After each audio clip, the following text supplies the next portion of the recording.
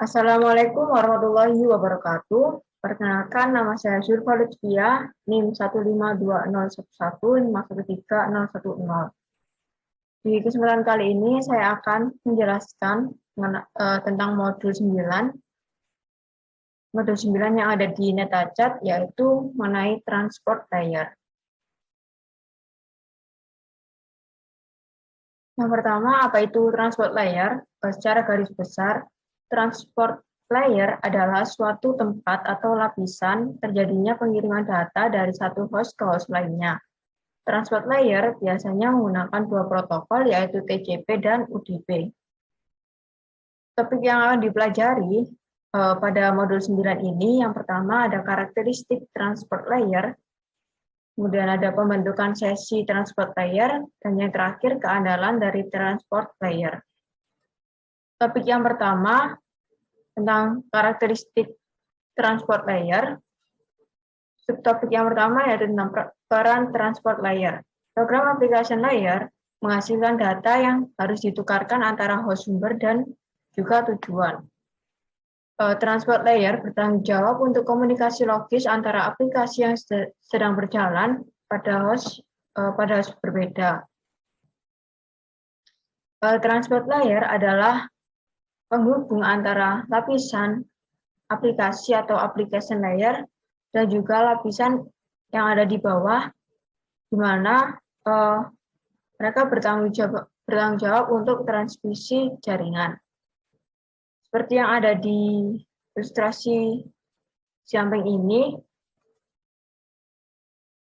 di sini transport layer berada di antara application layer dan juga layer yang ada di bawah, yaitu internet layer dan juga network access layer. Transport layer mencakup dua protokol, yaitu Transmission Control Protocol dan juga User Datagram Protocol. Selanjutnya yaitu responsibilitas transport layer atau tanggung jawab dari transport layer. Yang pertama yaitu melacak percakapan individu, yang kedua segmentasi data dan reassembling segmen, menambahkan informasi header, mengidentifikasi aplikasi, dan yang terakhir multiplexing percakapan. Responsibilitas yang pertama yaitu melacak percakapan individu. Pada transport layer, setiap set data yang mengalir antara aplikasi sumber dan tujuan dikenal sebagai percakapan dan dilacak secara terpisah. Ini merupakan tanggung jawab dari transport layer untuk mempertahankan dan melacak beberapa percakapan yang terjadi. Seperti pada gambar berikut, ini dalam satu jaringan dibagi data menjadi potongan-potongan agar memudahkan dalam pengelolaan. Selanjutnya, responsibilitas yang kedua yaitu segmentasi data dan reassembling segmen. Transport layer bertanggung jawab untuk membagi data aplikasi menjadi blok-blok dengan ukuran yang tepat. Tergantung pada protokol transport layer yang digunakan, blok transport layer disebut sebagai segmen atau datagram. Gambar menggambarkan transport layer menggunakan blok yang berbeda untuk setiap percakapan. Transport layer membagi data menjadi blok yang lebih kecil agar lebih mudah dikelola dan diangkut. Seperti yang diilustrasikan di samping ini terdapat segmen atau kayak pola-pola segmen yang nantinya disebarkan ke pembagian setiap jaringannya. Selanjutnya, menambahkan informasi header. Protokol transport layer menambahkan header yang berisi data biner yang diatur ke dalam beberapa bidang ke setiap blok data atau segmen. Nilai-nilai di tiap bidang inilah yang memungkinkan berbagai protokol transport layer untuk melakukan fungsi yang berbeda dalam mengelola komunikasi data. Seperti yang ada di gambar ini, di sini Setelah diberikan informasi header-nya, segmen-segmen ini dibagi sesuai dengan data yang ada di dalamnya. Tugas dari transport layer memastikan bahwa semua aplikasi itu menerima data yang benar. Selanjutnya, responsibilitas selanjutnya yaitu mengidentifikasi aplikasi. Transport layer harus dapat memisahkan dan mengelola beberapa komunikasi dengan kebutuhan transportasi yang berbeda. Untuk meneruskan aliran data ke aplikasi yang tepat, transport layer mengidentifikasi aplikasi target menggunakan pengenal yang disebut port number. Seperti pada gambar, sini di setiap aplikasinya memiliki port yang berbeda dan unik. Ini port number-nya ada 110 untuk aplikasi surat elektronik, port number 80 untuk halaman web, lalu ada port number 531 untuk obrolan internet. Selanjutnya, yang terakhir yaitu multiplexing percakapan. Mengirim beberapa jenis data di seluruh jaringan sebagai satu aliran komunikasi lengkap dapat mengkonsumsi semua bandwidth yang tersedia. Ini akan mencegah percakapan komunikasi lain terjadi pada saat yang sama dan membuat pemulihan kesalahan dan transmisi ulang data yang rusak menjadi sulit. Bisa dilihat untuk ilustrasi dari multiplexing percakapan. Selanjutnya yaitu transport layer protokol. Transport layer protokol menentukan cara mentransfer pesan antar host dan bertanggung jawab untuk mengelola persyaratan keandalan percakapan. Transport layer mencakup protokol TCP dan juga UDP. Selanjutnya yaitu Transmission Control Protocol atau TCP. TCP dianggap sebagai protokol lapisan transportasi berfitur lengkap yang andal, yang mana memastikan bahwa semua data tiba di tempat tujuan. TCP mencakup bidang yang memastikan pengiriman data aplikasi. Bidang ini memerlukan pemrosesan tambahan oleh host pengirim dan host penerima. Dengan catatan, TCP ini membagi data menjadi beberapa segmen. TCP memberikan keandalan dan kontrol aliran menggunakan operasi dasar seperti berikut. Yang pertama, menghitung dan melacak segmen data yang ditransmisikan ke host tertentu dari aplikasi tertentu. Yang kedua, mengakui data yang diterima. Yang ketiga, mentransmisikan kembali data yang tidak diakui dalam waktu tertentu. Yang keempat, urutan data yang mungkin tiba dalam urutan yang salah. Yang kelima, mengirim data pada tingkat yang efisien yang dapat diterima oleh penerima. Ini TCP juga sering dikenal sebagai protokol berorientasi koneksi. Karena TCP sendiri memberikan keandalan dan juga kontrol aliran. Selanjutnya yaitu TCP header. TCP adalah protokol stateful yang berarti melacak keadaan sesi komunikasi. Untuk melacak keadaan sesinya, TCP mencatat informasi mana yang telah dikirim dan informasi mana yang telah diakui. Sesi stateful dimulai dengan pembentukan sesi dan berakhir dengan penghentian sesi. Berikut ini adalah gambar yang menunjukkan bidang-bidang yang ada di dalam TCP, yang ada di dalam header TCP. Sini segmen TCP menambahkan 20 byte overhead saat merangkum merangkum data application layer. 20 byte ini setara dengan 160 bit, di mana dari 160 bitnya itu nanti dibagikan ke dalam setiap bidangnya. Seperti itu. Selanjutnya, User Datagram Protocol atau UDP. UDP adalah protokol transport layer yang lebih sederhana dari TCP. Ini tidak memberikan keandalan dan kontrol lain, yang berarti membutuhkan lebih sedikit bidang header. UDP adalah protokol tanpa koneksi, yang mana UDP tidak memerlukan koneksi yang ditetapkan karena tidak memberikan keandalan atau kontrol aliran. UDP juga dikenal sebagai protokol pengiriman upaya terbaik karena tidak ada pengakuan bahwa data diterima di tempat tujuan.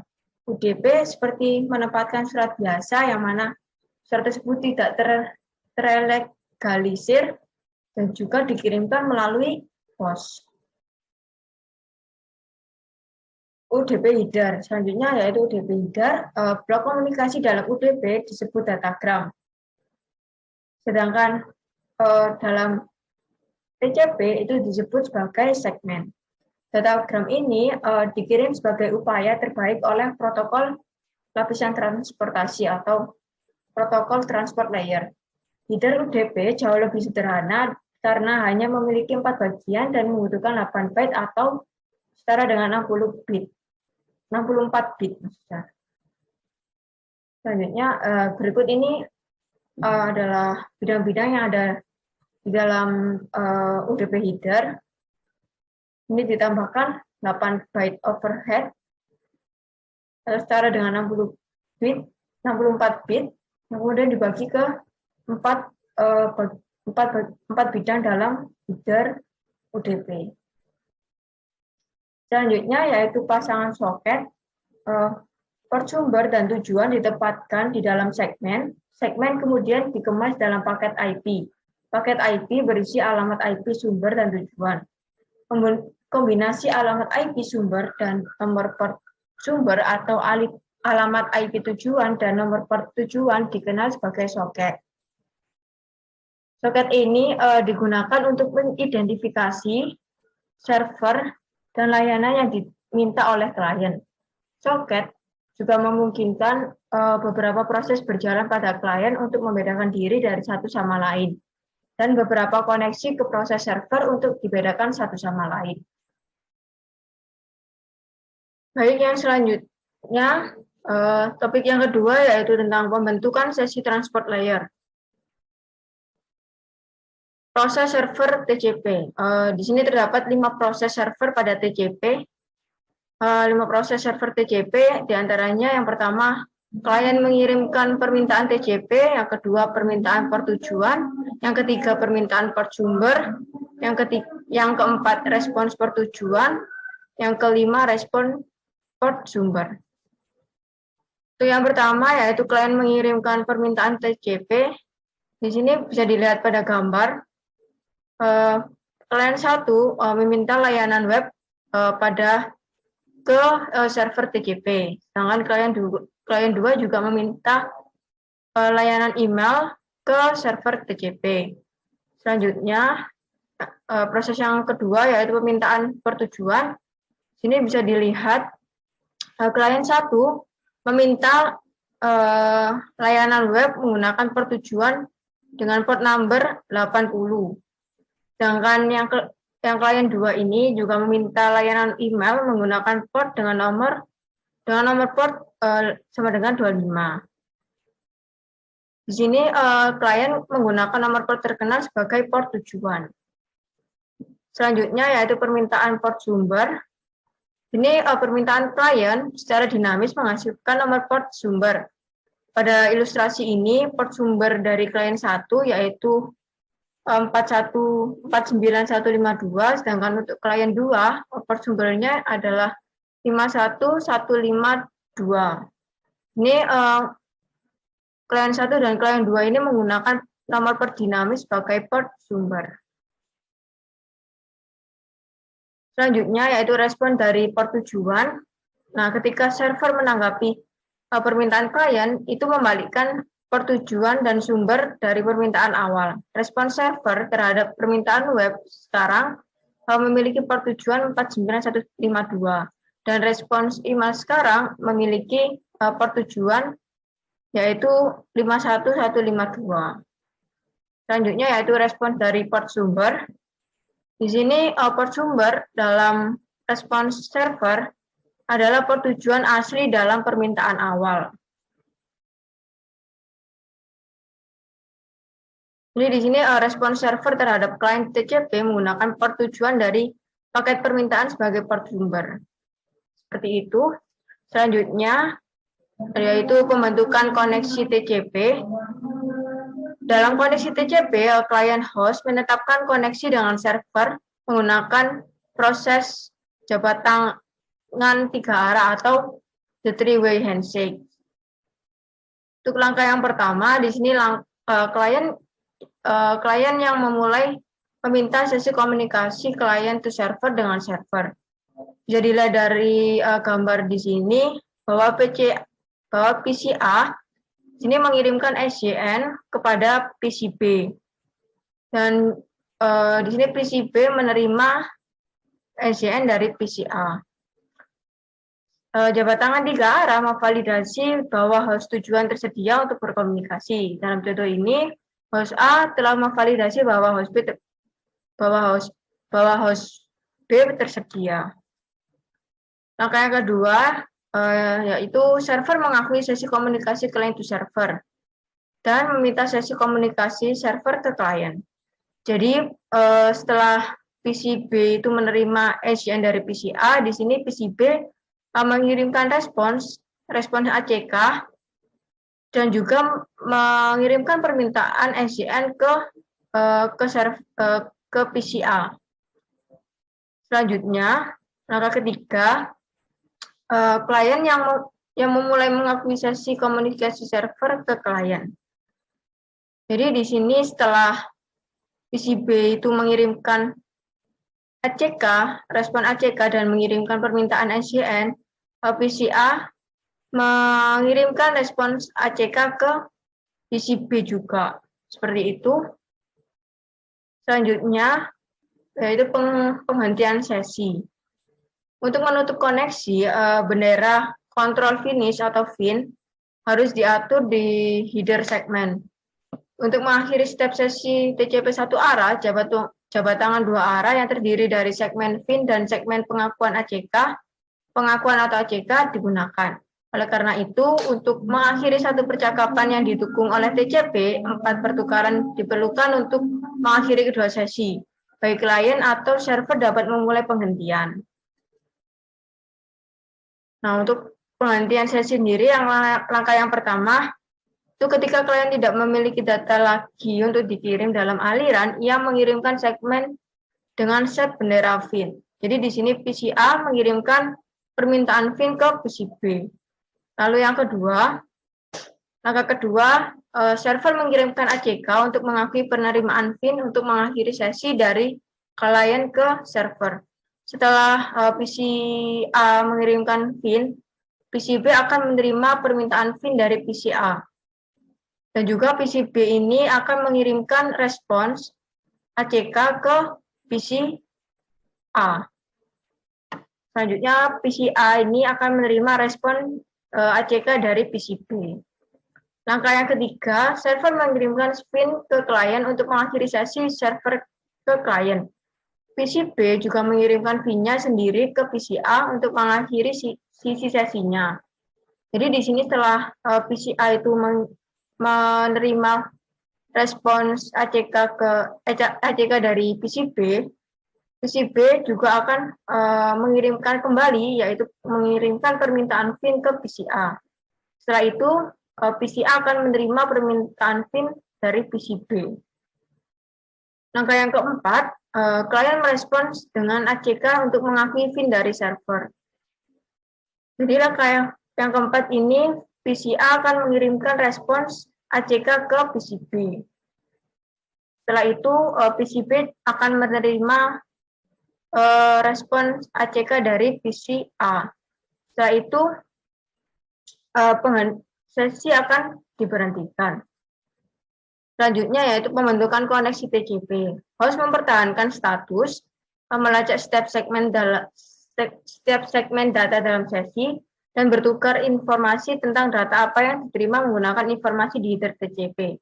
TCP adalah protokol full duplex, di mana setiap koneksi mewakili 2 sesi komunikasi satu arah. Untuk mengatur koneksi, tuan rumah melakukan jabat tangan 3 arah. Topik yang selanjutnya yaitu tentang keandalan transport layer. Keandalan dari TCP yang pertama yaitu pengiriman terjamin dan dipesan. TCP mengirimkan ulang paket dan paket angka yang dijatuhkan untuk menunjukkan pesanan yang tepat sebelum pengiriman. TCP juga dapat membantu menjaga aliran paket sehingga perangkat tidak menjadi kelebihan beban. Agar pesan asli dipahami oleh penerima, semua data harus diterima dan data dalam segmen ini harus dipasang kembali ke dalam urutan asli. Lalu nomor urut ditetapkan di header setiap paket untuk mencapai tujuan ini. Nomor urut itu mewakili byte data pertama dari segmen TCP. Lalu keandalan yang kedua yaitu kehilangan dan transmisi ulang data. Jadi TCP menyediakan metode untuk mengelola kerugian segmen, yaitu mekanisme untuk mengirimkan kembali segmen untuk data yang tidak diakui. Nomor urutan atau SIQ dan nomor pengakuan atau ACK digunakan bersama untuk mengkonfirmasi penerimaan byte data yang terkandung dalam segmen yang ditransmisikan. Nomor SIQ mengidentifikasi byte data pertama di segmen yang ditransmisikan.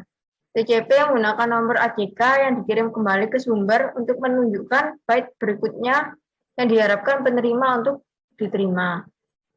Selanjutnya, jika kedua host mendukung SACK atau Selective Acknowledgement, penerima dapat secara eksplisit mengakui segmen aman yang diterima termasuk segmen yang terputus-putus.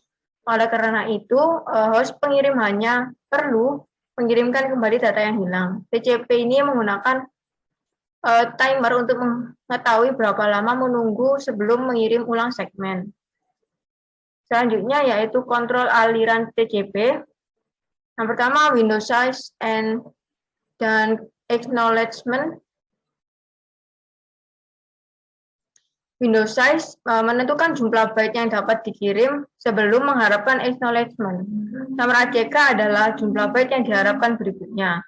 Window size adalah jumlah byte yang dapat diterima dan diproses oleh perangkat tujuan sesi TCP pada satu waktu.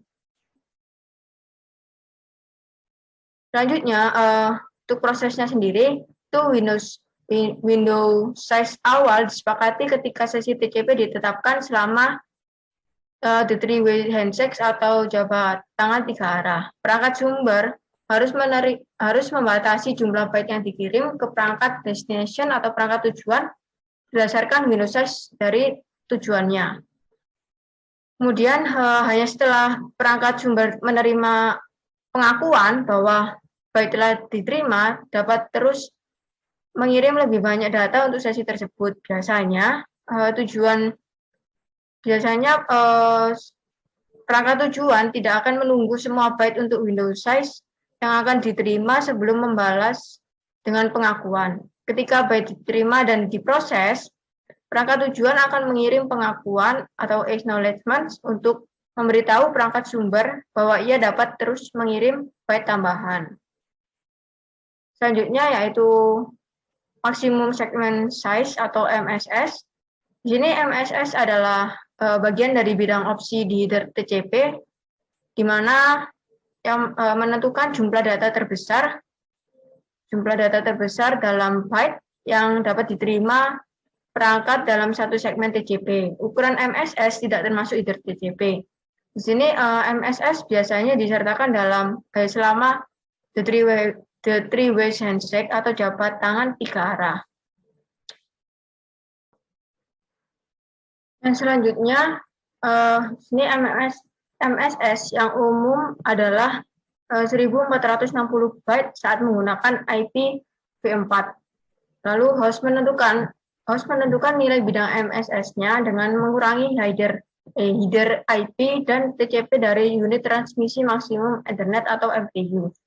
Contohnya di sini pada antarmuka Ethernet MTU default adalah jumlahnya 1500 byte. Dengan mengurangi header IP v4 dari 20 byte dan header TCP 20 byte, maka ukuran MSS default akan menjadi 1460 byte.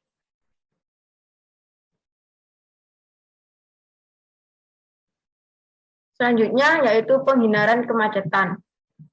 Setiap kali ada kemacetan, transmisi ulang segmen TCP yang hilang dari sumbernya akan terjadi. Jika transmisi ulang tidak dikontrol dengan benar, maka transmisi ulang tambahan segmen TCP dapat membuat kemacetan menjadi lebih buruk.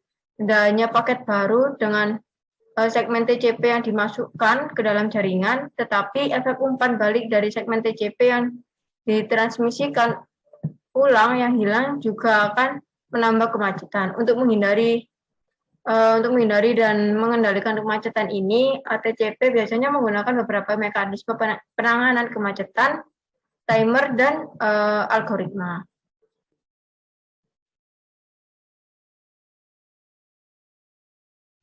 Kurang lebihnya, jadi itu dari penjelasan yang ada di modul 9 ini. Semoga apa yang sudah saya sampaikan dapat membantu pemahaman dalam memahami isi dari modul 9, yaitu tentang transport layer. Jadi seperti itu penjelasannya. Kurang lebihnya saya mohon maaf. Wassalamualaikum warahmatullahi wabarakatuh.